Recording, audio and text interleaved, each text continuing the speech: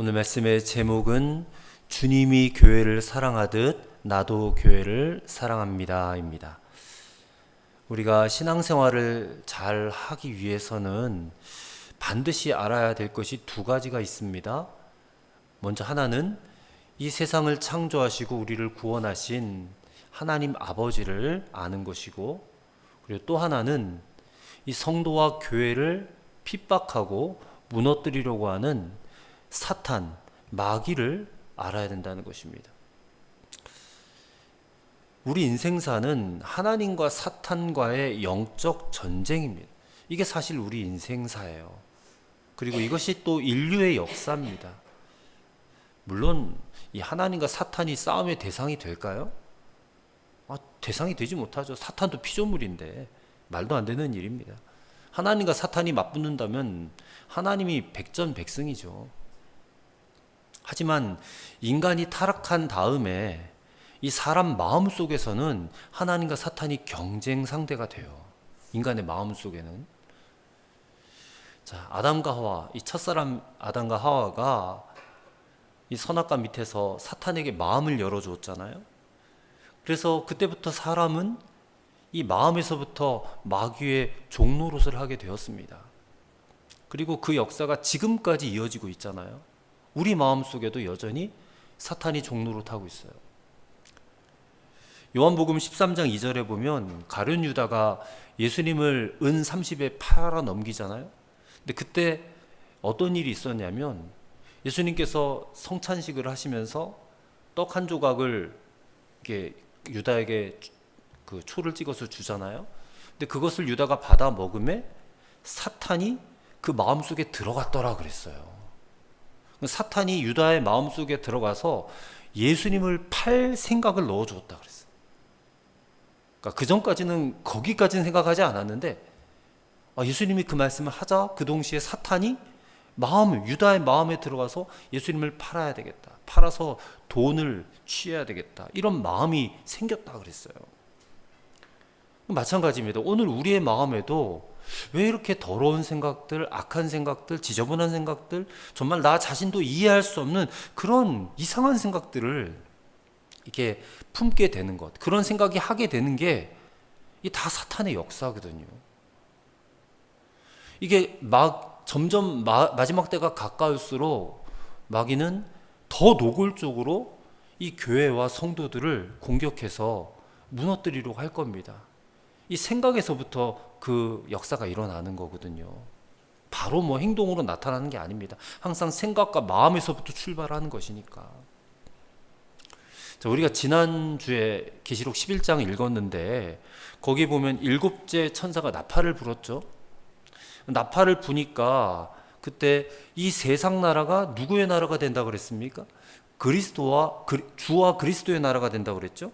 우리 주와 그리스도의 나라가 되어서 그가 세세토록 왕노로 타시리로다, 이런 소망의 말씀이 선포가 되었어요. 근데 오늘 본문에 들어오니까 현실이 별로 달라지질 않았습니다. 갑자기 이 현실로 돌아온 느낌을 줘요. 교회가 처한 현실. 교회가 어떤 현실에 처했느냐? 이 갑자기 붉은 큰 용이 등장하더니 이 교회를 막 박해하는 그런 이야기가 나오는 겁니다. 그래서 오늘 계시록 12장 말씀은 이 교회를 괴롭히고 박해하고 무너뜨리려고 하는 이 사탄이 누구냐 도대체, 이 사탄의 출처와 그 정체가 무엇인지를 밝혀주는 말씀이에요.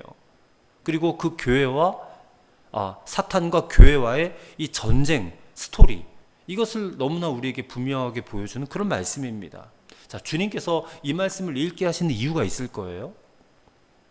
바로 교회된 저와 여러분이 이 사탄이 뭐냐 도대체, 이 사탄의 존재하는 목적은 또 뭐냐, 그것을 알게 하시는 것이고, 동시에 이 교회가 이 사탄의 핍박 속에서도 예수님께서 교회를 어떻게 돌보시는지를 보게 하실 것이고, 또 그럼으로써 교회는 앞으로 무엇을 해야 될 것인지를 그런 깨닫는 시간이 될 줄로 믿습니다. 자, 그래서 첫째로 사탄의 존재 목적을 알아야 되는데, 그 존재 목적은 말씀드린 대로 교회를 박해하고 무너뜨리는 것이 그의 존재 목적이에요. 자, 사탄은 언제부터 있었느냐? 이 세상이 창조되기 이전부터 있었어요. 그리고 아담과 하와가 타락하기 이전부터 타락했어요, 사탄은. 자, 먼저 7절부터 12절 말씀에 여기에 벌어진 사건은요, 아담과 하와가 타락하기 전에 벌써 하늘에서 일어난 사건을 지금 기록을 한 겁니다. 자, 하늘에서 전쟁이 있었다는 거예요. 어떤 전쟁이 있었느냐? 이 하늘에서 천사장이었던 미가엘 천사장, 그리고 그를 따르는 사자들이 이 용이 사탄이잖아요. 용과 더불어 싸우는 전쟁이 있었다는 것입니다. 근데 이게 언제 있었는지는 몰라요. 근데 최소한 아담과 하와가 타락하기 이전에, 이 세상에 천지가 창조되기 이전에 이 전쟁이 있었다라고 보는 것입니다. 자, 이 전쟁에서 용이 져요. 사탄이 집니다. 그래서 하늘에서 그들이 있을 곳을 얻지 못하게 되었대요. 이 하늘은 하나님이 계신 곳이잖아요. 근데 거기서 있을 곳을 얻지 못하니까 9절의 말씀 보니까 이 큰 용이 내어 쫓기게 되었다는 거예요. 근데 이 용의 정체를 뭐라고 설명하고 있습니까? 9절에 보니까 옛 뱀이래요. 옛 뱀. 뱀이라고 하는 것은 아담과 하와가 그 선악과 밑에서 뱀의 유혹을 받잖아요. 그 옛 뱀이 바로 사탄이다라는 거예요. 그리고 마귀라고도 하고 사탄이라고 한다 그렇게 말을 합니다. 그러니까 옛 뱀과 마귀와 사탄은 같은 존재예요. 그래서 이 땅으로 이 사탄이 내려왔는데, 이 땅이 그래서 사탄의 통치 영역이 되어버린 겁니다. 그리고 그의 주된 업무가 뭐냐면 바로 온 천하를 꿰는 자라 그래요. 온 천하를 꿰는 자, 유혹하고 미혹하고 박해하고 막 그런. 그래서 사람으로 하여금요, 하나님께서 의도하신 대로 살지 못하게 만드는 자가 사탄이라는 겁니다. 자, 이런 관점을 가지고 1절의 말씀을 다시 보시기 바랍니다. 자, 1절의 말씀 보니까 여기도 하늘에서 큰 이적이 보였다는 거예요. 자, 여기 등장하는 주인공이 바로 해를 옷 입은 한 여자입니다. 한 여인이 등장하는데 해를 옷 입었대요. 그리고 발 아래는 달이 있고 또 머리에는 12별의 관을 썼대요. 자, 이 여자가 과연 누군가? 일단 결론을 내리기 전에 3절을 먼저 보시기 바랍니다. 3절을 보니까 하늘에서 또 다른 이적이 보이는데, 한 큰 붉은 용이 해산하려는 여자 앞에서 그 아이가 해산하면 삼키려고 기다리고 있더라는 거예요. 그러니까 이 해를 입은 한 여자와 이 용은 적대적인 관계라는 사실을 알 수 있습니다. 근데 5절에 보면 이 여자가 아들을 낳아요. 근데 그 아들은 누구냐? 장차 철장으로 만국을 다스릴 남자래요. 그리고 그 아이를 하나님 앞과 그 보좌 앞으로 올려갔다, 그렇게 표현을 하고 있습니다. 5절 말씀에. 그러면 이 철장으로 만국을 다스릴 남자 아이가 누구를 가리켜요? 우리가 다 알다시피 예수님이에요. 예수 그리스도입니다.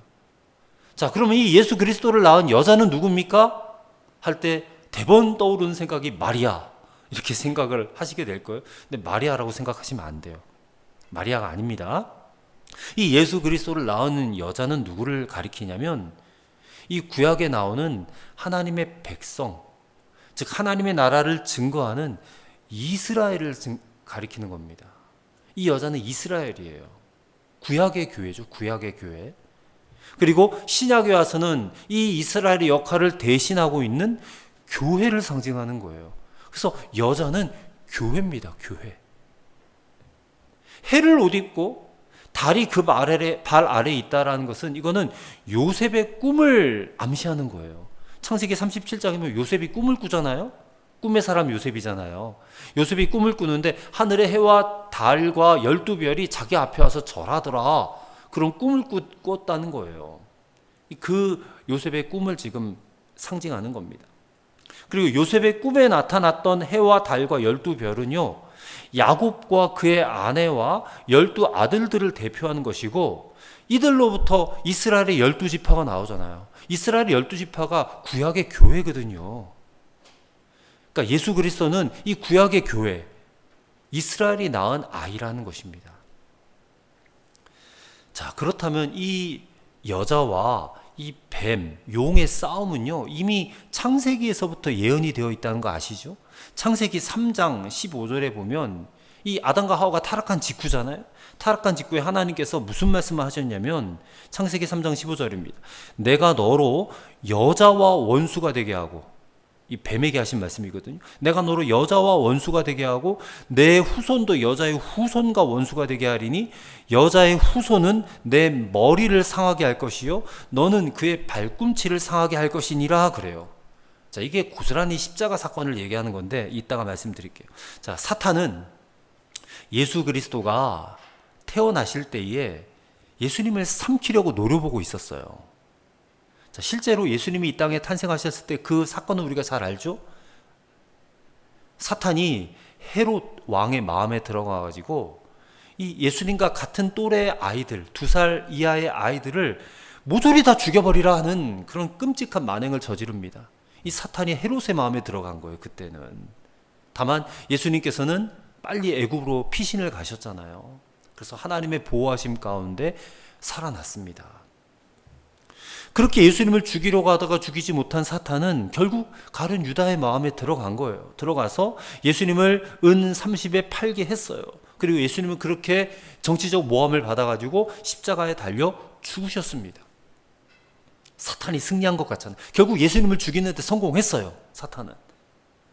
근데 그 예수님의 죽은 사건이 이 결과가 완전 정반대가 되었어요. 예수님만 죽이면 이 세상은 내 것이다 하고 그렇게 사탄이 생각을 했을 터인데 예수님이 십자가에 죽으심으로 말미암아 온 인류가 구원받는 길이 열린 거예요.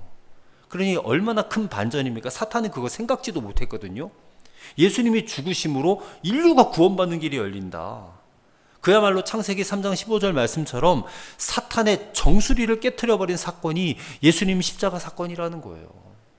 그래서 창세기 3장 15절 말씀이 너무너무 중요한 말씀. 그것을 신학자들은 원복음이라고 말을 해요. 원복음. 그래서 사탄의 계략은 실패로 돌아가게 된 것입니다.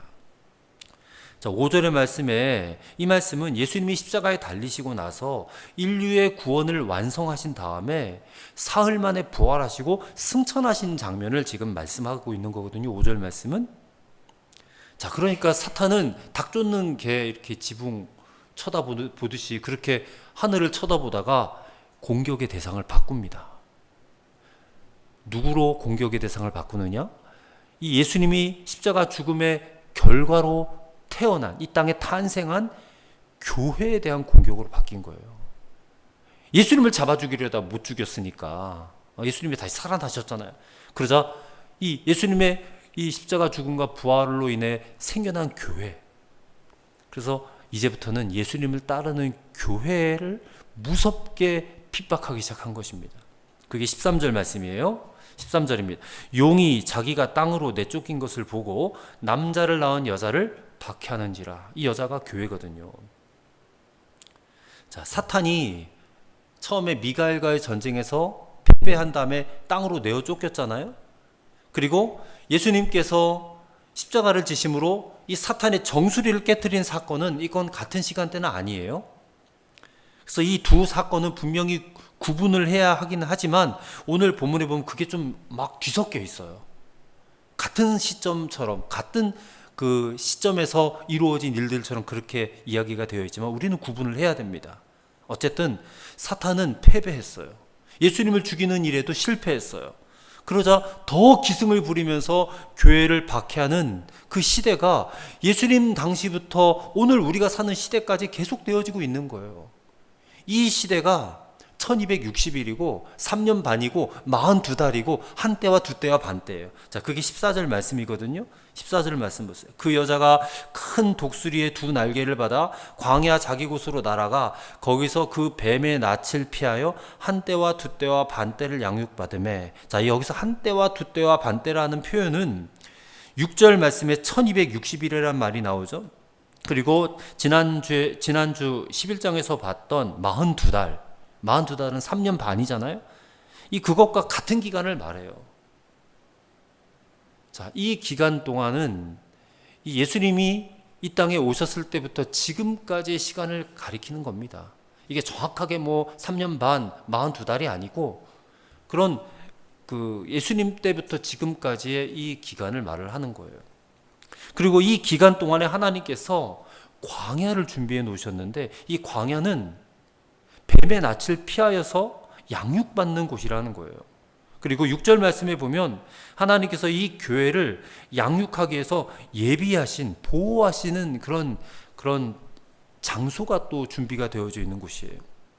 그래서 광야에서 교회는 하나님의 보호 가운데 양육되고 훈련받는다. 네, 그런 지금 얘기를 하고 있는 것입니다. 자, 광야하면 이스라엘 백성들이 40년 동안 출애굽한 다음에 40년 동안 광야에서 훈련받은 장면을 우리가 떠올릴 수 있어요. 그리고 예수님도 이제 세례를 받으신 다음에 40일 동안 광야에서 시험을 받으셨잖아요. 세례 요한도 광야에서 훈련받았고 사도 바울도 광야에서 훈련받았어요. 그러니까 하나님의 사람들은 다 광야 시절을 거쳤단 말이에요. 교회도 마찬가지입니다. 교회도 이 광야에서 훈련과 양육의 과정을 거쳐요. 그리고 그 광야에서 사탄에게 미혹받고 시험 당하기도 해요. 이게 오늘날 교회가 처한 상황이다라는 것을 보여주는 것입니다. 하지만 여러분 걱정하지 마시길 바랍니다. 비록 교회가 광야에 있다 할지라도 광야에서 교회는 철저하게 보호를 받는다. 아무리 사탄이 교회를 핍박하고 무너뜨리려고 한다 할지라도 여러분 교회는 절대로 무너지지 않는다는 것을 믿으시기 바랍니다. 왜냐하면 주님이 보호하시니까. 그래서 그게 두 번째 말씀입니다. 주님께서는 교회를 사랑하시고 또 보호하신다라는 것을 우리가 알아야 된다는 것이에요. 자, 15절과 16절의 말씀을 보시면 이 사탄이 교회를 어렵게 하는 내용이 또 이게 좀 환상적으로 기록이 되어져 있습니다. 무슨 뭐 이상한 스펙타클한 전쟁처럼 기록이 되어져 있는데요. 자, 이 용이요, 뱀이라고 하죠. 이 뱀이 광야에 이렇게 숨어 있는 여자의 뒤로 와요. 뒤로 와서 그 입을 벌려 가지고요 물을 강같이 토해 버려요. 그래서 이 여자를 물에 막 떠내려가게 그렇게 하려고 합니다. 자, 여기서 말하는 이 큰 강물은 무엇을 의미하냐면 이 교회를 물리적으로 박해하는 사탄의 어떤 그런 박해를 말하고, 또 한편으로는 이 잘못된 가르침과 헛된 유혹들, 이런 것들을 의미하는 거예요.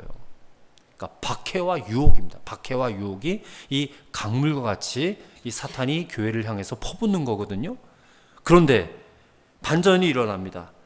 16절, 땅이 여자를 도왔대요. 땅이 여자를 도와서 그 입을 벌려가지고 용의 입에서 토한 강물을 다 삼켜버렸다는 거예요. 자, 이것은 하나님께서 교회를 보호하신다는 것을 의미하는 표현이에요. 자, 17절의 말씀 보니까 이 용이 여자에게 분노해서 돌아왔다 그래요. 그러면서 누구를 박해하느냐? 그 여자의 남은 자손, 곧 하나님의 계명을 지키며 예수의 증거를 가진 자들을 공격한대요. 자, 이들은 그 여자의 남은 자손이라고 했어요. 이 항상 남은 자손, 남은 자 사상이 이 구약 성경과 또 신약 성경에 굉장히 중요한 표현인데, 이거는 어떤 상황에 있다 할지라도 하나님 편에 서기로 결단한 사람들을 말해요. 이 남은 자들이 이스라엘 백성들 사이에서도 남은 자들이 있었고, 그들이 나중에 바벨론에게 멸망해서 포로로 잡혀간 그 시점에서도 남은 자들이 있었고, 그 다음에 그들이 다시 포로로 이 이스라엘에 귀환했을 때도 남은 자들이 있었어요. 항상 남은 자들이 있었어요. 엘리야 시대에도 남은 자들이 있었어요. 바알에게 절하지 않고 우상에게 절하지 않은 남은 자 7,000명이 있었다고 그러지 않습니까? 그러니까 어떤 형편에서도 아무리 사탄이 핍박하다 할지라도 하나님 편에 서 있기로 결심한 자들, 그런 자들이 남은 자들이에요. 그리고 오늘 이 17절의 남은 자손들은요, 오늘 마지막 때를 살고 있는 하나님의 참된 백성들, 정말 구원받을 만한 백성들, 신실한 백성들을 가리키는 표현이에요. 이들이 하나님의 계명을 지키고 예수의 증거를 가진 자들이라고 그랬어요. 오늘 우리가 이 자들인 줄 믿습니다. 이마에 14만 4천 그 인침 받은 14만 4천을 또 이 백성들로 우리가 생각할 수가 있어요. 자, 여기서 우리가 분명히 알아야 될 사실이 한 가지가 있습니다. 그게 뭐냐면 사탄이, 마귀가 절대로 적당히 예수 믿는 사람들은요 아예 공격도 안 한다는 거예요. 사탄의 공격 대상이 정말 신실하게 예수 믿는 사람에게만 가지, 뭐 세상 사람들은 말할 것도 없고 세상 사람들은 뭐 핍박할 것도 없어요. 공격할 것도 없어요. 이미 자기 편이니까, 자기 종이니까. 그리고 교회 안에서도 적당히 그냥 예수 믿는 척이나 하는 사람들, 이런 사람들은 공격하지도 않아요. 이미 마귀의 종이니까. 그러니 사실 마귀의 공격을 받는다라는 것은, 여러분, 이건 두려운 일이 절대 아니고 이거는 우리에게 너무나 큰 은혜이고 복이라는 사실을 믿으시기 바랍니다. 그것은 우리가 마귀의 종이 아니라는 말이기 때문에 그래요. 그래서 이 사탄의 공격을 받는다는 것에 절대로 위축되거나 두려워하지 마시기를 바랍니다. 사탄은 이미 창세 전부터 하늘에서 전쟁에서 패한 존재예요. 땅에 쫓겨났고요. 예수님이 십자가를 지셨을 때 이미 정수리가 깨트려진 존재예요. 하지만 지금은 그 정말로 이 머리가 깨진 상태에서도 여전히 교회를 공격하려는 그런 의도를 포기하지 않고 마지막 발악을 하는 중이거든요. 그러면서 온 천하를 꿰는 자답게 사람들과 하나님 사이를 이간질시키고 사람들을 막 무섭게 타락시키는 그런 일을 하고 있어요, 지금도. 마귀가 가장 증오하고 무너뜨리려고 하는 대상이 바로 교회라는 것입니다. 그리고 마지막 때가 될수록 더 그것은 강화되고 심각해질 거예요. 지금 교회가 사회적으로도 큰 어려움 가운데 있잖아요. 이것도 다 마귀가 공격하는 그런 일환 중에 하나인 것입니다. 그러나 11절의 말씀을 보십시오. 11절입니다.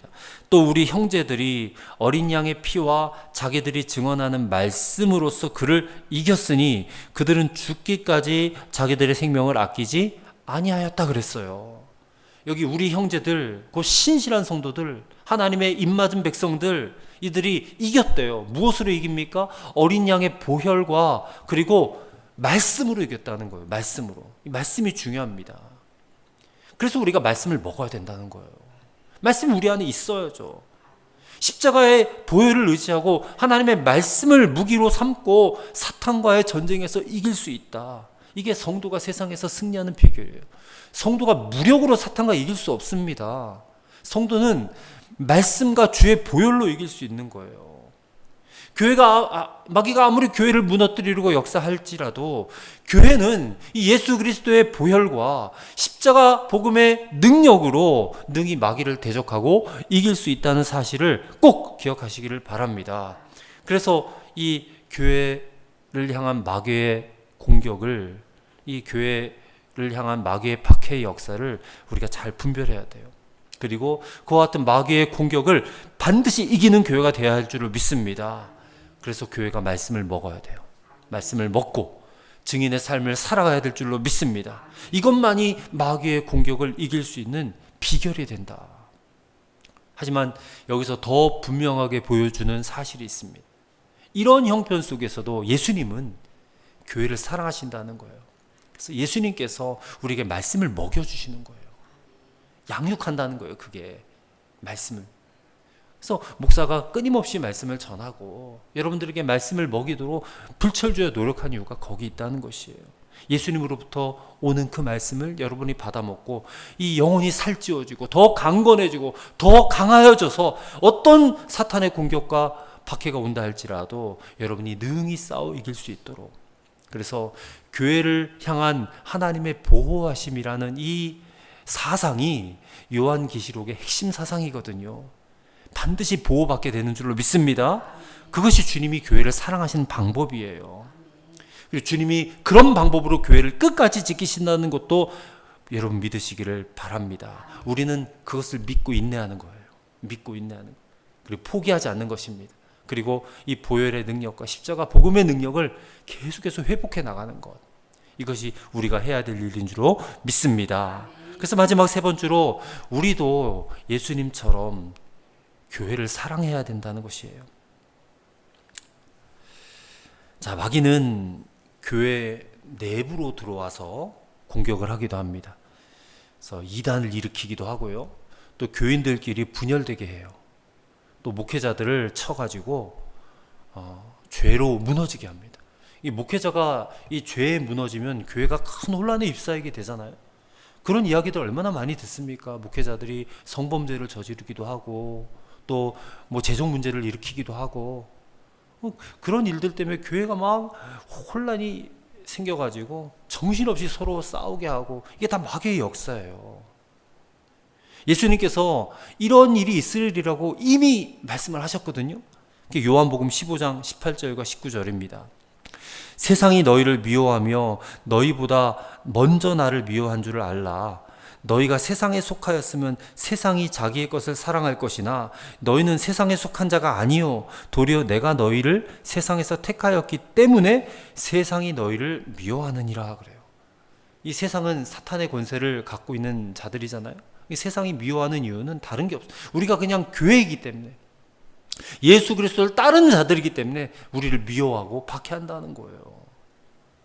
그 때문에 교회는 참 이 세상에 있지만 광야를 지난 것 같은 그런 시절을 보내는 것입니다.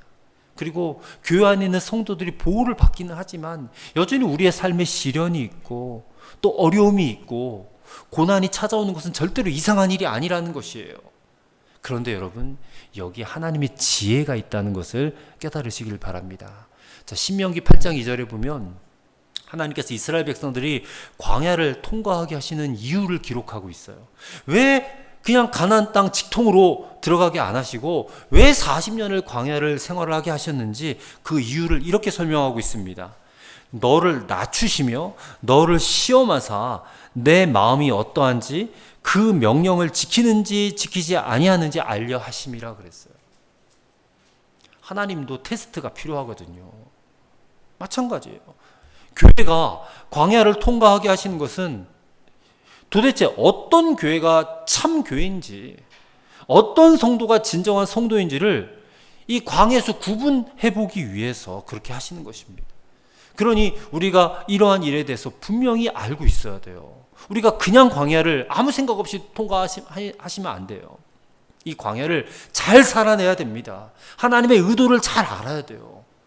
그러기 위해서는 말씀을 잘 알아야 되고, 그리고 그 믿음을 지키기 위해서 노력을 해야 돼요. 근데 그 방법이 뭐냐? 저는 그 방법이 바로 예수님이 교회를 사랑하신 것처럼 우리도 교회를 사랑하는 방법이다. 여러분, 교회를 사랑하셔야 됩니다. 어떻게 교회를 사랑할 수 있을까요? 기도하는 거죠. 교회를 위해서. 그리고 교회가 필요한 부분에 대해서 기꺼이 섬기는 겁니다. 또 교회가 짊어져야 될 십자가를 우리가 함께 나눠지는 거예요. 교회를 무너뜨리는 그런 일을 하면서도 그거를 잘 모르는 사람들이 있어요. 왜냐하면 교회가 완벽하지 않잖아요. 교회가 흠이 있을 수 있어요. 부족한 모습도 있어요. 근데 그것을 보고 그냥 막 실망하거나 함부로 막 교회를 비난하는 그런 이들이 있습니다. 근데 그런 이들은 그 자신도 교회를 나쁘게 만드는 그런 주역이 되고 마는 겁니다. 교회의 흠결이 완벽하지 않기 때문에 흠결이 있을 수 있어요. 그것 때문에 교회가 뭐 다 타락한 것처럼 그냥 막 매도해서 그러면 안 된다는 것입니다.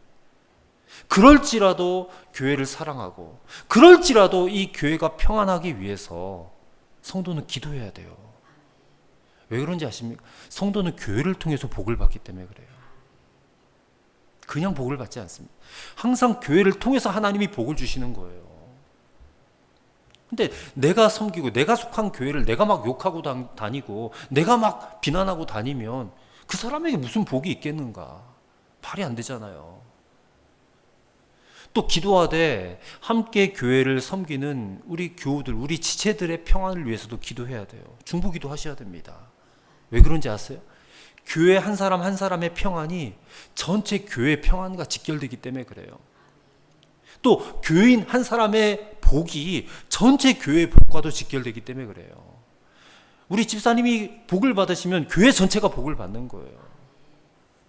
결국 우리 각자가 우리 함께 교회된 지체들을 위해서 기도하고 또 평안을 빌어주는 것이 그게 교회를 위해서 기도하는 일이에요. 그리고 그것이 결국 자신을 위한 기도가 돼요.